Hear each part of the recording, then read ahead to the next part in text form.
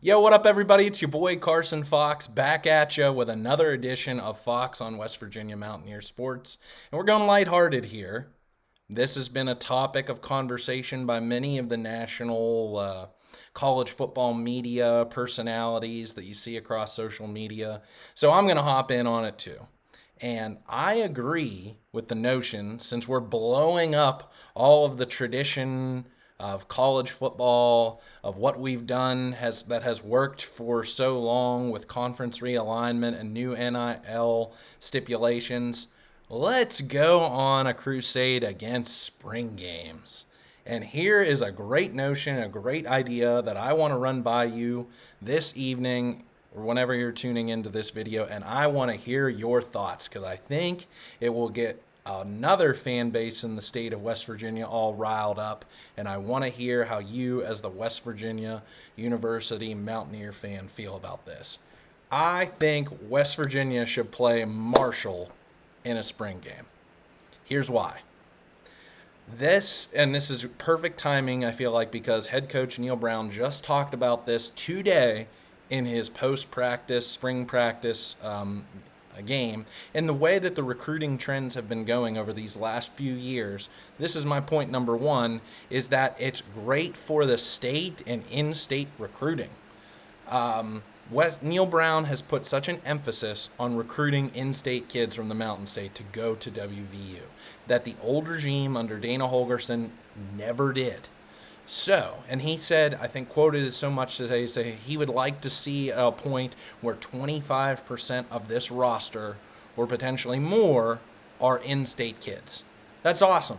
I mean, whether or not you think that there are enough high-quality Division I, Power 4 conference level players in this state to play against national competition, that can be a debate for another day. But to have those kids on hand for two teams at the Division I, at least for now, level, playing on the same field together in an exhibition makes total sense. I mean, you kind of see this, and I think the same kind of similar feel that you have at the Red River rivalry. I know it's comparing apples to oranges, but like you could create that kind of an event, I feel like, in Morgantown. Or if you want to, do an every other year or every fourth year, really, you go down to Huntington and play the game at Joan C. Edwards Stadium with the new renovations that stadium has received.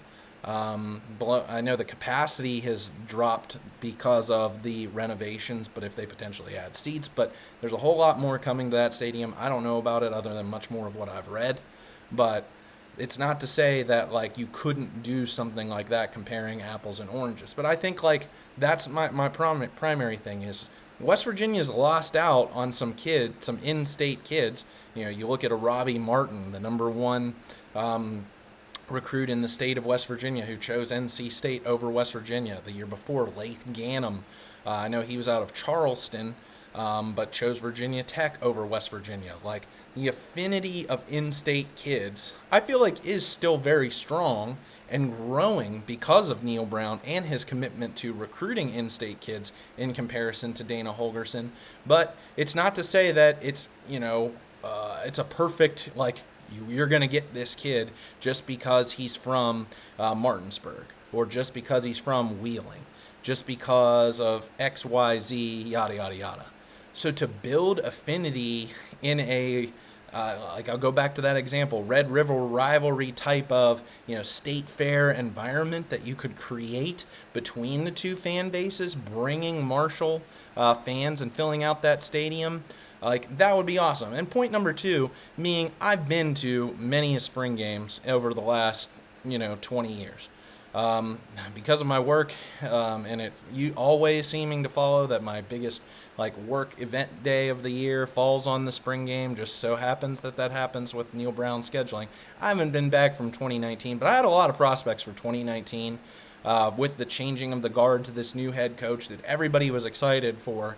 And then I get there and only, barely this whole section of the crowd is filled. So, I mean, if there's 60,000 fans that can hold at Milan Puskar Stadium. I don't even think West Virginia fans are getting 25,000 at their spring games. And I've been there in 2007. I was there, as a little kid, and I'm looking around, and West Virginia still didn't, sell out the top, the half of the stadium for that spring game. So I know it's weather dependent. I know it's spring football next to fall football. So a spring game is really truly just a glorified practice. It's a scrimmage between your gold and your blue team. So that's the thing is, I think these guys, they know each other so much. They know their tendencies. They go at each other day in and day out in practice. Like, get them some experience against some other players from other teams. And I think another point is, this would allow West Virginia to also scout out another team for potentially poaching a player or two from their roster in the transfer portal. I mean, that's exactly what West Virginia did with Aiden Garnes and Duquesne this past year. They liked Aiden Garnes on film. He was down in Morgantown for the game. Liked what they saw out of him on the field. He was their first recruit out of the transfer portal when the portal opened this past December. Like, E.J. Horton came from Marshall. How many other Marshall players can you think of off the top of your head from the last, 10, 15 years who have come up north to play for the good guys in Old Gold and Blue? So that's an incentive for West Virginia. And then the other point on the side of the coin, another point for me is Marshall wants to beat West Virginia so bad it is their Super Bowl, especially in football, which they've never done. So even if it doesn't necessarily mean bragging, it would mean bragging rights, but not necessarily a win that goes into the record books, being just an exhibition scrimmage, why not? That's the old adage is always of not wanting to play West Virginia as a West Virginia fan, because it's, if you win, who cares? It's Marshall. What does that necessarily mean for you? But if you lose, your season's ruined. And that's what Marshall did, it felt like, to Notre Dame just, 2 seasons ago. So if you don't want to have that high, and I mean, that's, as as a fan in 2010, that's why my heart rate was, pumping, thinking, oh my gosh, if Bill Stewart loses this game, they'll fire him right here and now. Thank God Geno Smith to Will Johnson ended up winning that game and pulling it out there. But it's just to say you don't want that necessarily, that added pressure. That's the beautiful thing of a spring game, is there is no pressure, because it is a glorified practice, at least the way that they have them set out now as inter squad. You could bring how many thousands of Marshall fans? Look at those games on YouTube of those Friends of Coal Bowl games between, what was it, the mid-2000s all the way till 2011 is the last time West Virginia played. Milan Puskar Stadium was full. So if you can only draw out of, on your, biggest exciting type of a year, like 2007 or 2019 with a brand new coach, it's old, it's tired. If the weather's not good, fans aren't necessarily coming, bring up Marshall. I mean, do exactly what you do in a regular season game with an FCS or, G5 opponent, because money talks, always. So if you want to sell tickets, be my guest. Now, I think we can try some of these pricing structure things, like I'm going to talk about in my series about the fan experience, which will come out soon. I guarantee you I'm almost done with it right around the spring game. So that's what I mean. You could sell tickets for this. The players are getting paid through NIL now, so why is it that it only on 12, in 13 games, 13 Saturdays, that you're paying for these players to be there? Why can't you have one exhibition scrimmage in the spring? I get it. To have the flexibility to do whatever you want. If you were at that 2019 spring game, or even 2021 when we came back from COVID, that they weren't, they were almost so scripted and so structured that it wasn't really necessarily a true game. Um, so why not tee it up and draw? And I get it that these coaches want to use the spring as truly developmental teaching practices, and there's still a lot of teaching and coaching that goes on the field during spring games. You know, you see it. Neil Brown standing behind the huddle, watching the play as it unfolds at a spring game. So you wouldn't necessarily have that. And I don't know necessarily if there's an appetite from the coaches per se to have that. And then the players, it's but like what do they want to necessarily play? You know, other than the bragging rights. But again, there is a lot of in-state like animosity, I guess you could say. You know, at least more so from the Marshall side, wanting to trash talk the West Virginia side, wanting to try and beat them. I think you would have as much as, if not more, of a desire for, because one, these players are all playing for playing time.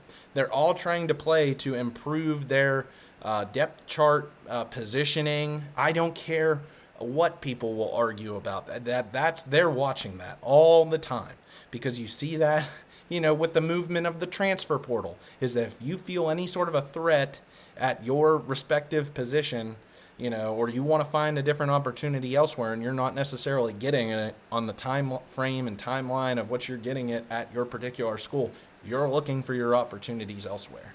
So I cannot see a world in which players wouldn't want, even if you're third, fourth on the depth chart, wanting to go out there and try and earn your position, show what you got. Like that was Jaheim White last year in the spring game. Showed, hey, I don't care that I'm necessarily fourth on the depth chart right now as a true freshman. Give me the ball, and I'll show you what I can do. So that's where I think there can be there's some fun with this. It would pack Milan Puskar Stadium, for one, more so than we ever see out of spring games, in good years and in bad years. And it gives Marshall an opportunity to try and come and beat West Virginia, which they've never done, in a very low leverage, meaningless situation, because you don't want to have to necessarily play them in a regular season. But you keep the in-state rivalry. You can blow it up. You can have so many. I feel like the buy-in, especially from high schools in the state of West Virginia and high school recruits wanting to come to this game, to maybe check out both teams even necessarily if they're a preferred walk-on guy or not getting the kind of looks from West Virginia that they would like. You can both be there. It's both coaching staffs. It's all the same state. So and if you want to look into the opportunities of playing a home and home series, you could do it, or try and go somewhere off site. I don't think there's not another stadium that's as big as Milan Puskar Stadium in the state of West Virginia to have an event and have a game like this. But I think it's a no-brainer. I think that way you could save your non-conference out of regular season scheduling to try and target some of these other, the other traditional rivals who I've talked about in a previous video this past fall, and while still keeping this kind of rivalry. Because I truly do think it is good for the state itself. It's not necessarily as good for West Virginia because, again, it's if you beat Marshall, you beat Marshall, you should beat you should beat Marshall. If you lose, it's tumultuous for your confidence and program building and all that kinds of things. But from Marshall's standpoint is they want to beat West Virginia. The only thing I feel like that could ruin it potentially is if someone goes rogue, especially from the Marshall side, and tries to intentionally, injure someone from West Virginia. That's always the issue, and that's always the scariest thing with these spring games is, are they necessary because you're not necessarily playing for anything? Like we saw in spring practice last year, Josiah Trotter tore his ACL, missed the entire season. So putting these players at potentially unnecessary risk in a controlled environment of a game situation like this where they are going all out, and say a player from Marshall goes after a player from West Virginia, and then, all hell breaks loose. because, maybe they're headhunting at Garrett Green or they go low at the knee of Wyatt Milam. Like, you don't want to assume those kinds of things, but it's like they're playing TCU in a scrimmage. I would expect something like that to happen. And we saw that this past fall with them. From that demonic Williams, that defensive tackle who injured two of West Virginia's offensive linemen that game. So, I don't know. That's where I'm kind of leaving it. I want to know, you as a West Virginia fan, you as a Marshall fan, if you're tuning into my videos for the first time, check out some of my other stuff on the channel. Like this video if you like it, and I want to hear your comments, feedback. Would you like to see West Virginia play Marshall in an exhibition spring game? And would it draw a crowd? Would you be willing to pay for tickets to necessarily watch this? Would it be intriguing? Do you think the benefit outweighs the potential risks or costs for West Virginia to bring in-state kids up to Morgantown for an awesome Saturday in the spring? And I love that environment. Like, it always seems like West Virginia schedules or has a really good home baseball series at the same time as the spring game, so you can get a little 2-for-1 action. You can go to the football game around noon, and what's that, kickoff is at noon this year, and then afterwards go slide over to the baseball stadium and watch the Mountaineers on the Diamond. So that's what I mean. It could be a huge event, sell tickets, bring in a lot of money for the because that's what the era we're talking about, where everything is money controlled. So, and then you could get a look even at some of Marshall's potential players to see if they could be potential transfer portal targets. And then for Marshall's sake, if you beat West Virginia on West Virginia's home field, even in a scrimmage, you know that that's going to mean everything just for your own, personal joy and, program building to have those kinds of bragging rights. And, ask what, you could do some sort of a rev share potentially, work that out, or, some sort of home and home series. So West Virginia would get the revenue 1 year and then Marshall could keep the revenue the next year from it. I think it'd be a lot of fun. So let's say you. Hail West Virginia. Let's go. Talk to you next time.